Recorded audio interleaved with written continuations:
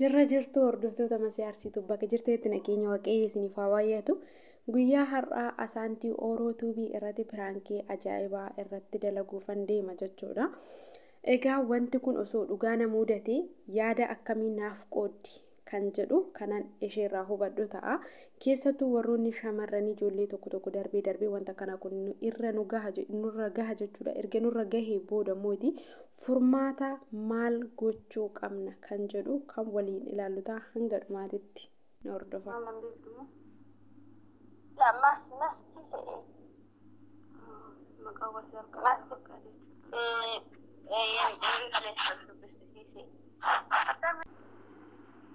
maal jedheen sitti waan baay'ee tokko namatti ulfaatu fi nama qaanessuudha.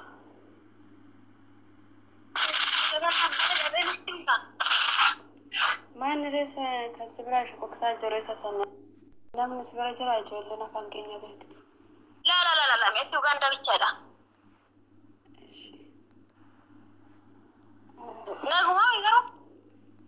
Naguma nagaadha yaa. Naam. Wiyaasa maal baay'ee cinqe maal jedheen sitti maqaa rabbii.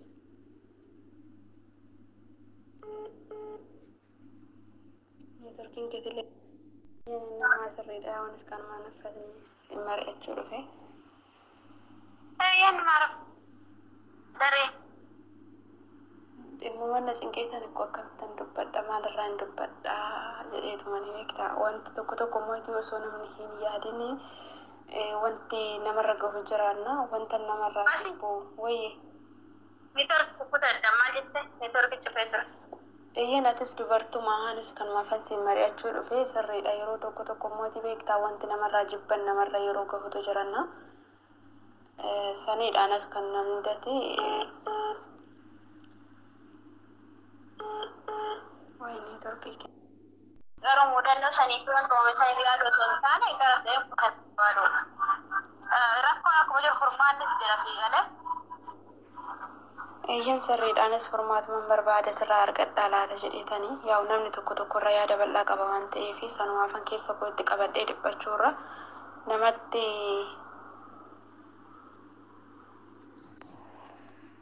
maalati biyya jirtamoonni turkiin kan akkatti is rakkisu. Biyya mormaan jira ittiin illee himuu mitiiti ofii keetii irra deebitee waan kana akka hin yaadanne waadaan agarsiisna booda sitti himaa jechuudha. Jechuun bakka namni jechuun bakka ani amma si amanee waan tokko sitti hime deebitee yaa'u nama isaan akka atis nama amantu yookiin nama jaalattu tokkotti gaafa himtu akkasuma wanti sun immoo babal'achaa baay'achaa deema waan ta'eef iyyuu kanaafuu ofii keetiif kan akka irra deebitee hin yaadannee jechuudha dhimma sitti himu kana ofumaa keetii yaada furmaata irratti akkanaaf kennituudha kanan barbaade. Ana walaa wanta akka rakkoon qabu siin jedha ani gosa akkuma beektu kanaadha. Gosa finuusa dandee furmaata itti kennuuf hin dandeenye immoo keessa biyyatti dhagarsiisu. Akkasuma jechuu barbaade hundumaaf siin jedha yaadatti inshaallah. Nama qixe nama qabu rabbina taasisu. Ameen isheen dhugaa baay'ee na cinqeessa. Aran cinqamini wanta kamitti iyyuu hin cinqamin dhugaa. Wantummaan uumama hundumtuu akkuma rakkoon jiru kan maal jira siin jedheera rakkoo ilmi namaa hunduutti akka inni dhuftee wanti hundumtuu qophaa'ee seeqa rakkinnis badhinnis dhiphinnis gammachuunis furamu kan hubadhu. Garuu yoo furmaatatti barbaadde qofaadha kadhannaa rakkinnis haa ta'u akkuma siin jedhe wanta kamitti kanadha malee cinqamte maal fuuta. Waan kamitti hin cinqamini assaabini rabbi rakko jabaatti amri jabaatti kulli si haalaaffisuun jedha. Baay'ee yaadin wanta irratti iyyuu. Ishee asii ayyeen sarrii jedhee galatuun yaada keetiif guddaan si galateeffadha. Naaf tiraadhu sin jedhan gaafa yaada tokko namaaf qoodu deebi'ee mootii gaafa namarraa gorsu tokko argatu keessa namaallee nama hiikkachaa cinqiisan keessa illee bahaati kan deemu jechuudha. Dhiphina keessa illee bahaati kan deemu dhugaa ammas waliin dubbachuu eegalaan hanga tokko natti furii jira baay'een dubbadhee dura galatoomnaaf jiraadhu sin jedha.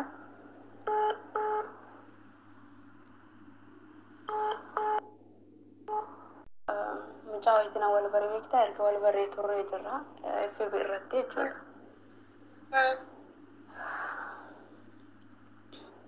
Biyaansi waggaa 4 ol jaalala waliin turree jirra jechuudha. FB irra wal barree dura misingarumarraan haayinaan jedhe dhufeetii jechuudha. Innaanis dura dafee deebii laachaa fi hin turre adeemsa keessa garuu dubbisuun eegalee misinjararraa immoo gara imootiin lakkoofsa wal jijjiirree waliin haasa'aa turre jechuudha.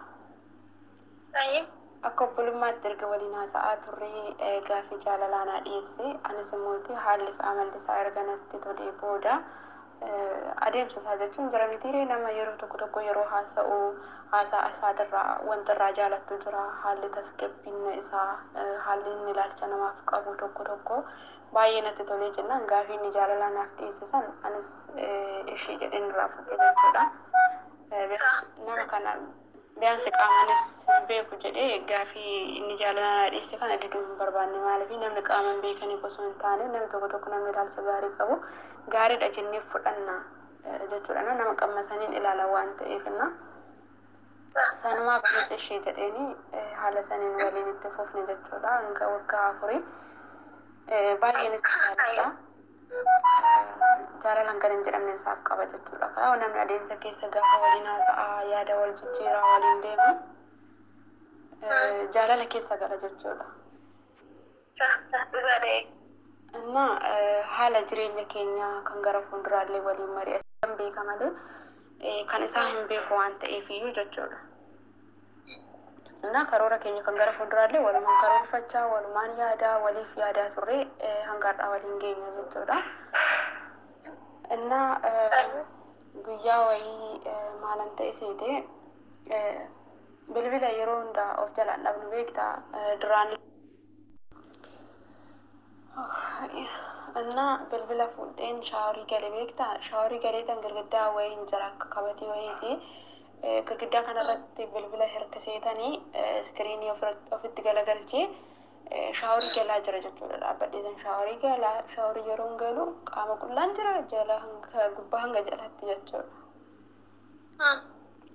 ከዛ ህንብልብሌ bilbilaan namitti natti fakkaate beektaa mana keessallee immoo mucaa wayii baay'ee na cinqa waan tokko yoo dhabe wadhee himuudhaan akkuma inni uffatee jirutti hin kaase jechuudha. Bilbila sagaleen hin jiru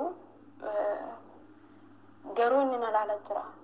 Ana ammallee namittuma jedheetan bakka bilbilli dhaabbatee taa'ee achumaan shaaworii itti fufee inni garuu hin dubbatus wayii san jedhu iskiriin shootiin akaafachaa ture jechuudha akka namni qullaa jirutti.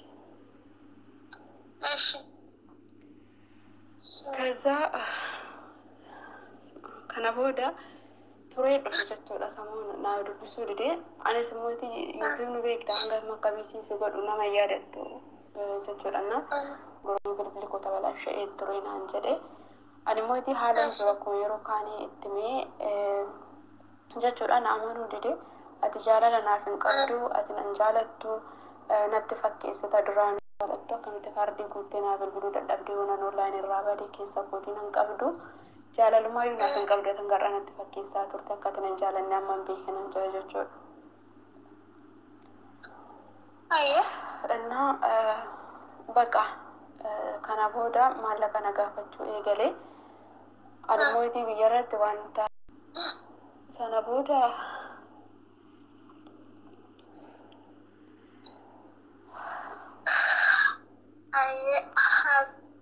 haala namanneen suuraa narratti erge jechuudha.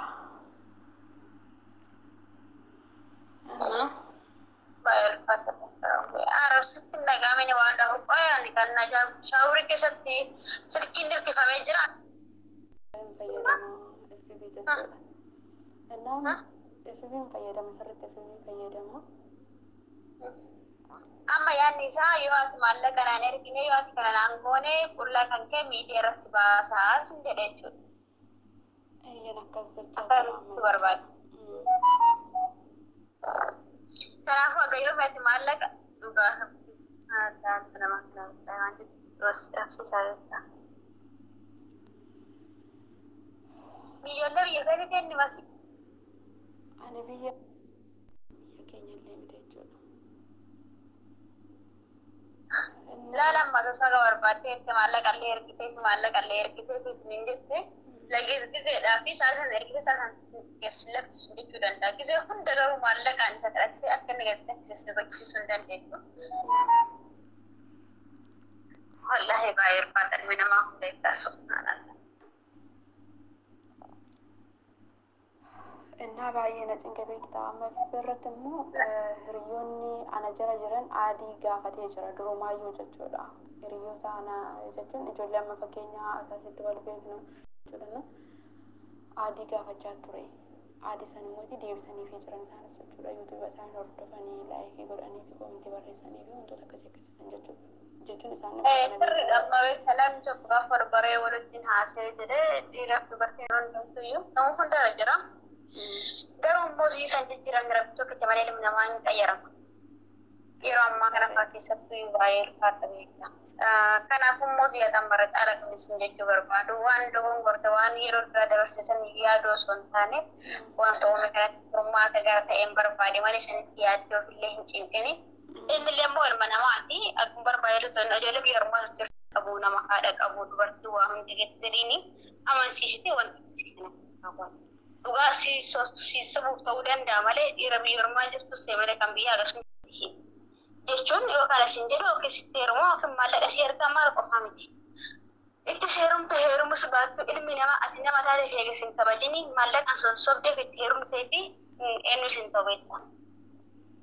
Saniif miti kanaan gabbarata jechuudha. Gabbaratan osoo hin taane innis ilma namaati waan ta'eef Oromoo ta'e Musliimii maal jaalalaan kabajan bullalini hin dallaniniiti waan badaa waan hin baay'iniiti maallaqa isaati kanaan nuti erguu nan danda'a. Ilma namaa isis qarqaaruu nan danda'a. Nama kamiyyuu qarqaree hin jedhee abbaa warraa fi taate qofaa isaa irraa hamalis dhiisuu danda'a. Sigalee innaa amma akkasitti immoo harka dhiisisuu dandeessa wanta akkasii kana.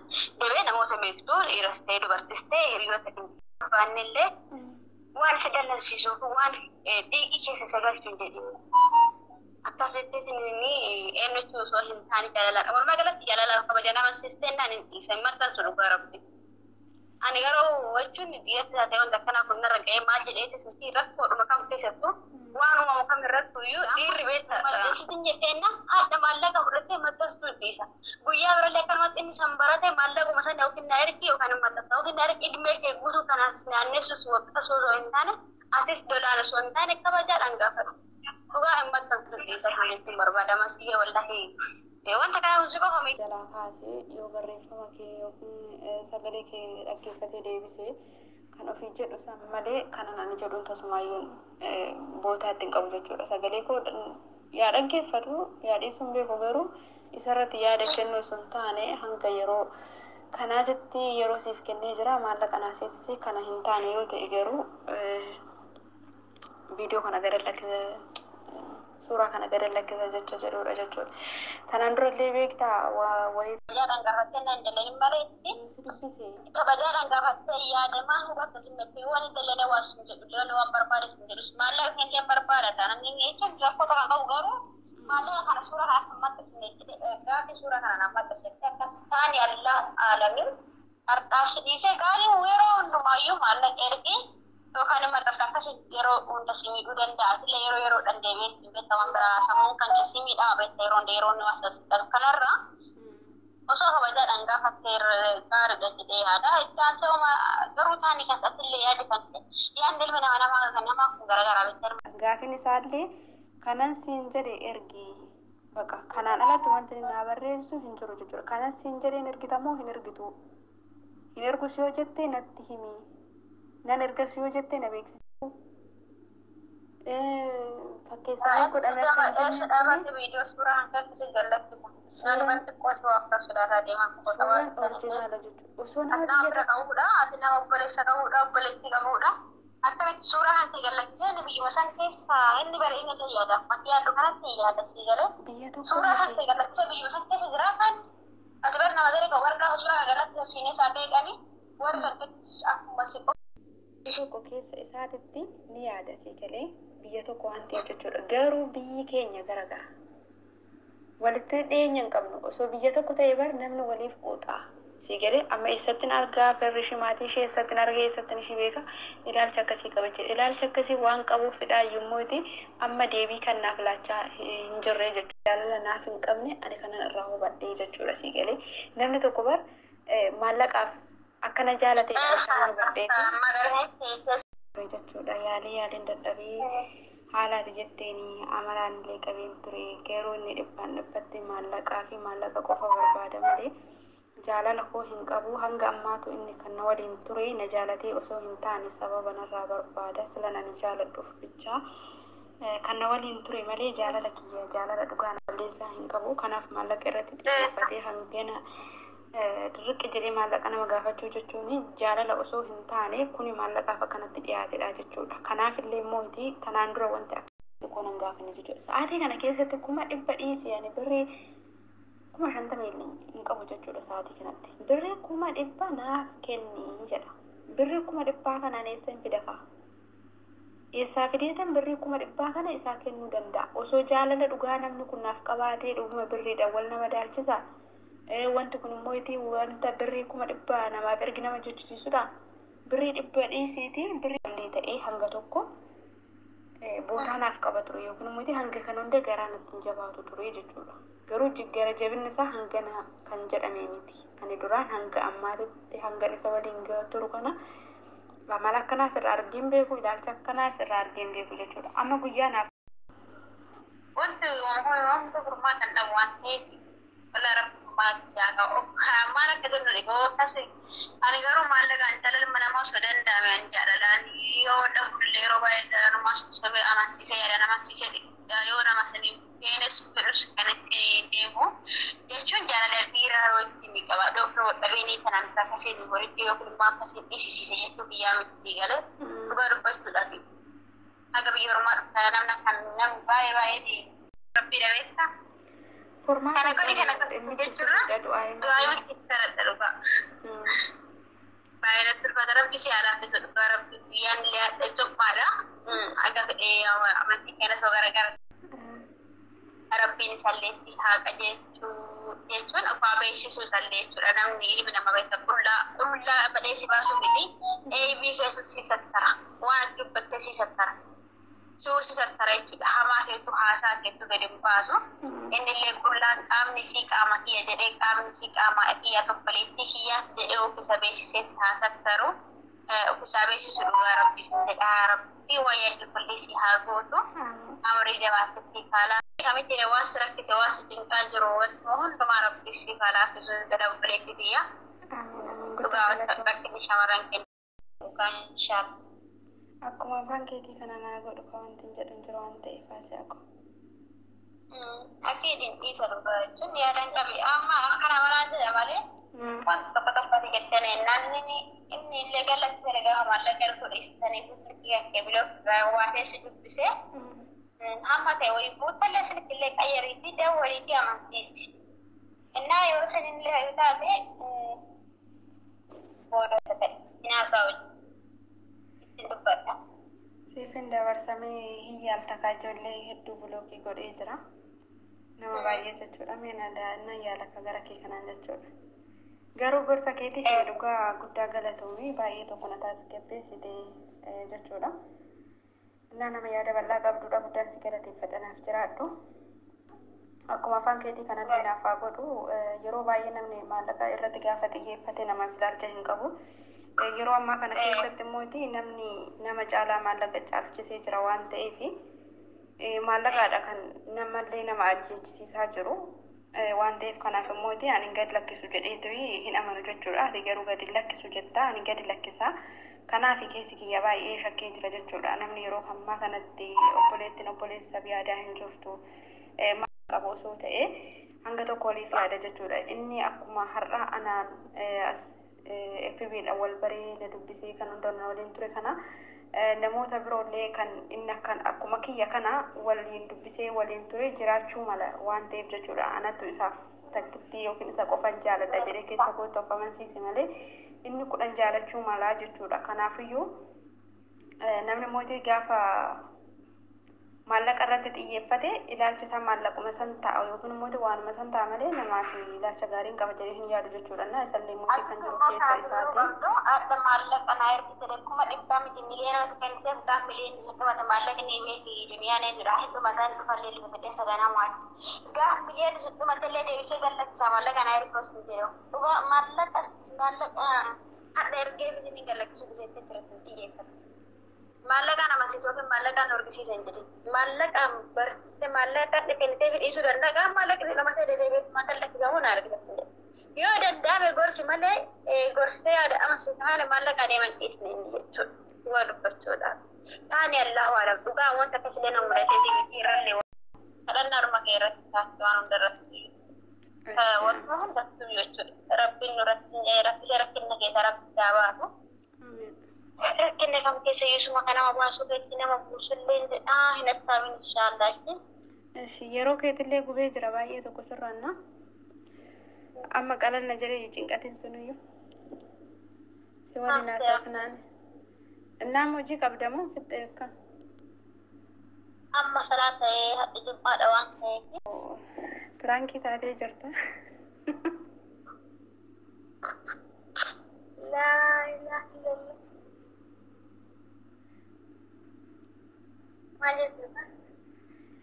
Jechuun dhimmichi dhugaa miti firaankissi godhee innaa dhiifama garuu guyyaa jumaatiin dhugaa jechuun guyyaa jumaa jennaan baay'ee tokko nutti dhagaame jechuudha na argasi. Bismillah.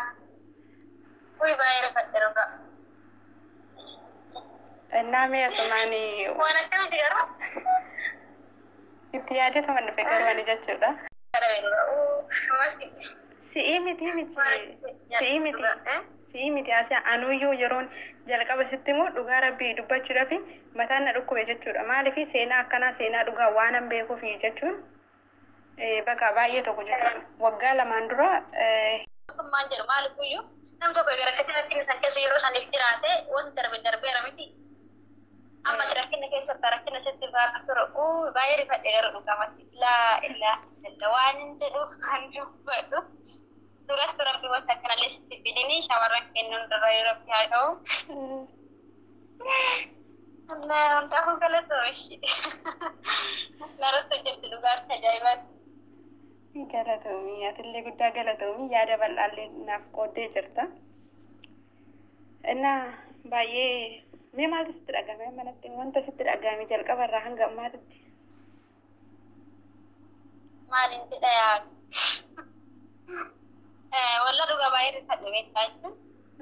Garuu immoo rakkinni akka jiru beekta rakkinni wanti hundumtuu nama mudatu akka nama mudatu hin beeka. Maasi mudatee dhaamti. Furmaata barbaadudha. Garuu immoo ilma namaas irratti beekta. Wanta nama bareef akkasiin jedhee illee maallaqaadha. Isa kana dhiistus ittis deebitu akkuma dura sin jedhee kabajaa dha'uu qaba akkasitti deebi'uu dandeessa. Garuu baay'ee rifadhe dhugaa dubbatu. Baay'ee marifadhe.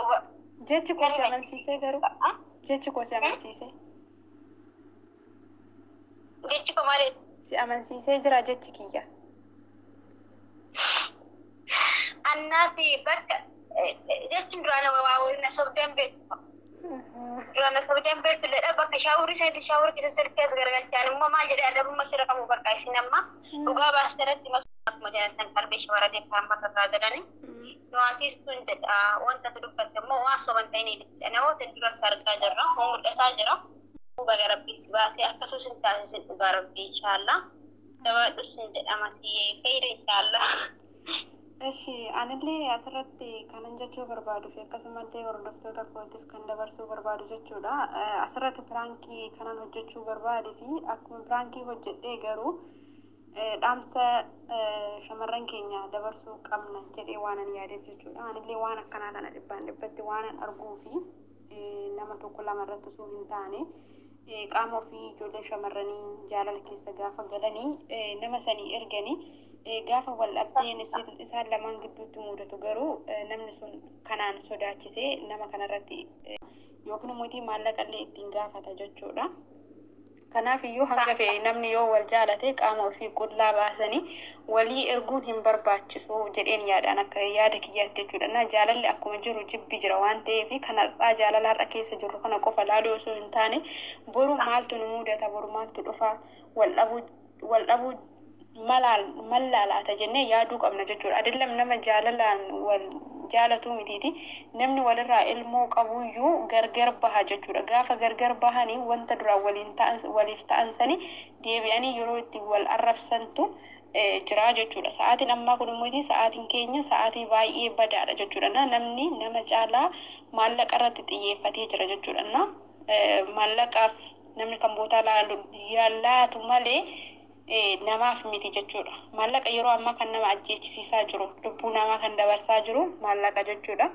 Ijoolleen keenya shamarranii illee qaama keessan qullaa kaastanii tasumaayyuu hanga feetan yoo dhiira jaalattanii kaastanii hin erginaa isiniin jechuu barbaada. Ergitanii booda tsatsatii keessa galuurra booda lubbuu keessan balleessuu irra jalqabuma itti yaadatii of eeggannoo godhaa deemaan isiniin jedha. Kana fakkaata. Waan osoo hin taane jaalachuun wayyaa. Masih dua aku harus ya sama anak kami juga. Nah orang tua kasih Dewi nawar. Nervous juga kita dia. Karena aku rabbi si adis nanti senjera coba terus jadi atlet ini wanita mohon rawat video. Wanita kasih karena mau video sosial dulu. Wantan argirraa wanta dhugaa ta'e irraa yoon baasetti dubbadhe namni biroollee waan sanirraa of eeggannoo taasisaa jechuudha. Fakkeenya maalan sii kaasa seete yeroo baay'ee gaafa biyya arabaa kana keessa hojjennu ijoolleen tokko tokko maal nuun jedhanii warroonni maallaqa isaanii biyyatti erganii maallaqa isaanii gaafa dhabanii maallaqa keessan nama amantanii namarratti hin ergatina nuun jedhu jechuudha. Garuu nuti immoo ani beeluna namana namni kuni akkana hin godhu jennee maallaqa keenya nama sanarratti ergine gaafa deebine maallaqa keenya dhabnuuf jira jechuudha. Osoo gaafa san deebi'ee nama san dhagahee jiraadhe kan jedhullee gaabbiin keessa keenyatti ni mul'ata jechuudha. Kanaafiyyuu waan tokko erga ta'e booda gaabbuu osoo hin taane waan tokko irraa immoo barannee anas osoo ta'ee hoo boruwaan akkanan ta'inna laata jennee dura xiyyeeffannoo itti goonee waan san deemuu qabna jedheen yaada jechuudha. Booda yoo deebi'ee biraankii akkasirratti hojjennellee ni amantaa. Berangkat bodoh mandor kelihatan mereka dekat suka bakalan terkenal. Lakan ini berat. Ini matian hasil drama dia untuk kasih sekian. Ala kanan guyyaa har'aa asaantii Orootuubii irratti piraankii ajaa'ibaan irratti hojjedhee dhugaa seetee garuu ani ta'eetii miti namni irraa barata jedhee waan yaadeef jechuudha. Osoo wanti akkanaa hin ta'in dura of eeggannoo cimaa taasisuudha. Kana jechuun qaama keenya qullaa erginee miti jaalala keenya kan isaaf ibsinu erga ta'ee booda immoo maallaqa irratti erguun hin barbaachisu jechuudha. Viidiyoon kiyya guyyaa har'aa kanuma.